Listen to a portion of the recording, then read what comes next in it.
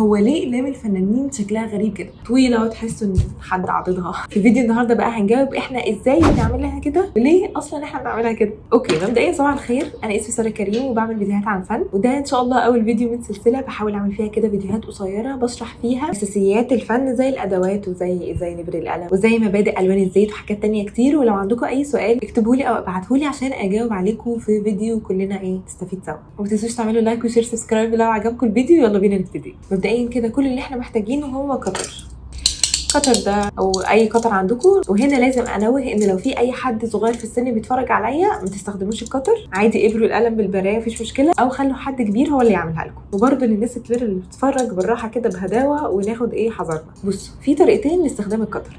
اول طريقه حنينه كده وغلبانه وهاديه، ودي اللي احنا بننصح بيها ان انتوا تستخدموها في الاول وفي الاخر وفي اي وقت عادي يعني براحتكم. تعالوا بقى نشوف الطريقه. خلي بالكم ان قلم الجرافيت بيبقى عباره عن كربون ممزوج مع كلاي او طين، واللي بره ده خشب. اللي احنا عايزينه هو ان احنا بس نشيل الخشب اللي بره ده، نقعد بالقطر نحفر فيه بالراحه لغايه ما الكربون يبقى باين من المساحه اللي احنا عايزينها. اول طريقه هو ان احنا بنبتدي نحط القطر على الغلاف اللي بره، وبالابهام بتاع ايدينا التانيه بنبقى ساندينه، بعد كده بنضغط لفوق. تمام.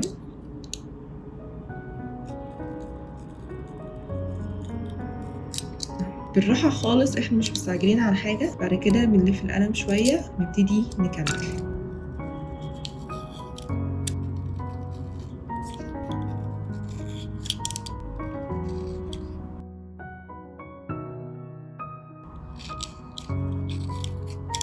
المرحله محتاجه صبر شويه، كانكم بتنحتوا حاجه بالظبط.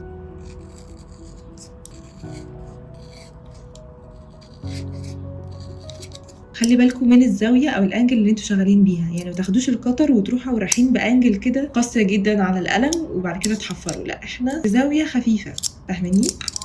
وكل شويه انا ببعد لجزء اكبر واكمل نحت.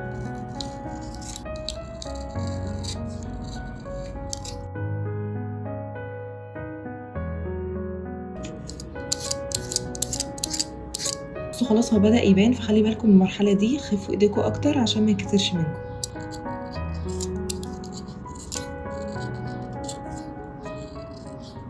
وكده احنا خلصنا اول مرحلة. الخطوه الثانيه بقى هو ان احنا بنجيب ورق الصنفره. ده انا جبته من عند الموال عادي، بس خلي بالكم ان الحبوب بتاعته ناشفه وقاسيه جدا، فخليكم بالراحه كده وبهداوه وانتوا بتصفروا القلم. في بقى المكتبات اللي بتبيع ادوات فنيه هتلاقوا كده حاجه انا هحط لكم صورتها هنا، هي عباره عن ورق صنفره ورا بعض، وانا من دي برده بتستخدموا عليها القلم لغايه بقى ما بتاخد كفايتها، وتروحوا بس شادين الورقه دي وتستخدموا الورقه اللي بعدها. بس للامانه هي مش دايما موجوده في المكتبات، بس الورق الصنفره ده موجود في كل حته، فعادي هو كويس وجميل وبنستخدمه ومفيش مشاكل. في ناس بتعملها كده، بس يعني هو من فوق لتحت بالنسبه لي الطف، وانا بروح من فوق لتحت ببتدي الف القلم معايا برضو على الهادي خالص يعني. بعد كده بس هاتوا منديل ونضف القلم.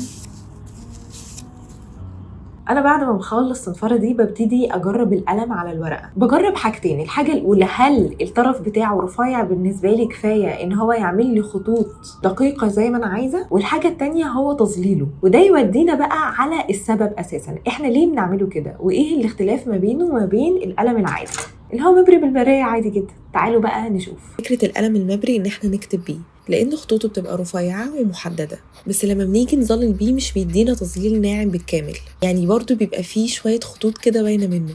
في الناحيه التانية القلم اللي احنا بنبريه بالكتر برضو بيدينا خطوط رفيعه نقدر بيها نعمل التفاصيل اللي احنا عايزينها. بس بصوا بقى على التظليل بتاعه هتلاقوه مندمج جدا وبيدينا مساحه كده، يعني نقدر نظلل مساحه او نعمل بلوكينج ان، بيبقى شكله ناعم جدا ومفيش لاينز او خطوط باينه فيه.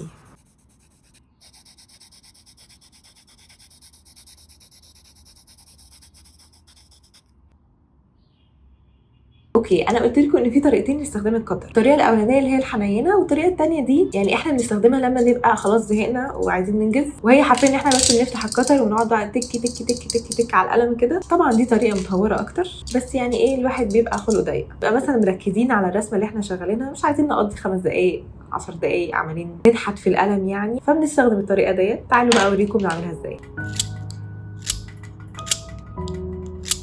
ايدي ماسكه القطر، الابهام ساند وبنطلق.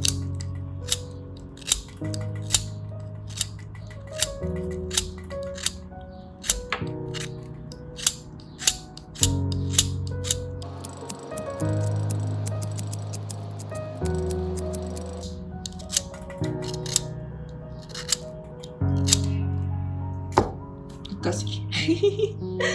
نخلي بالنا بقى في اخر حته دي نبقى بالراحه عليه.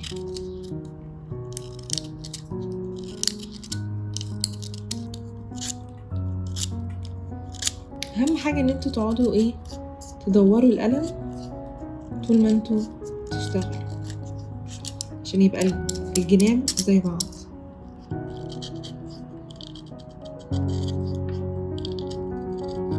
اهو نرجع ناخد ورق الصنفرة بالراحة خالص. كل شوية يعني شوفوا القلم وصل لفين، محتاج يتصنفر هنا عن هنا، محتاج ازود الميلة شوية عشان اخلي التيب ارفع. ممكن نحط صباعنا هنا عليه عشان يبقى يعني مالكينه احسن.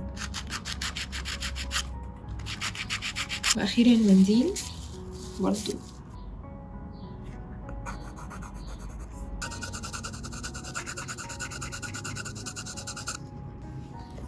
اوكي احنا كده خلصنا ازاي وليه، بس انا عايزه اقول لكم على حاجه مهمه جدا. زي ما انا قلت لكم في الاول ان اقلام الرصاص بتبقى عباره عن ميكس ما بين الكربون والطين او الكلاي. النسبه دي بتختلف، ساعات بيبقى كربون اكتر وساعات بيبقى الكلاي اكتر. ولو اخدتوا بالكم من علبه الاقلام ان هي بتبقى فيها درجات بيتوسطها ال HB، وبعد كده بنروح على الاغمق اللي هو 2B 4B 6B 8B وهكذا، وللافتح H 2H 4H 6H والليله دي كلها. هنا البي، حرف البي معناه بلاكنس اللي هو الاسودات، قد ايه القلم ده غامق. والاتش معناه هاردنس يعني قساوه القلم ده. في البي الكربون بيبقى اكتر، والكربون هو خامه لونها غامق وفيها شويه لمعه شايني شويه بس سوفت. تمام. لما بنحط الكلاي عليه ما بيخليهوش سوفت، بيخليه هارد، وعشان كده الدرجات اللي بتبقى فيها اتش بتبقى افتح وبتبقى هارد مش سوفت. تمام. طيب ماشي، ايه العلاقه ده باللي احنا بنعمله النهارده؟ العلاقه هو ان كل ما بنزود في البي وكل ما الكربون بيزيد كل ما بيبقى سوفت اكتر، فبيبقى معرض للانكسار اكتر لان هو بيبقى اطرى، فبنخلي بالنا اكتر وايدينا بتبقى اخف عليه، مش زي الاتشات عادي مش هيحصل لها اي حاجه. وبس كده، اتمنى تكونوا استفدتوا بالفيديو، اشوفكم على خير ان شاء الله الفيديو الجاي. سلام.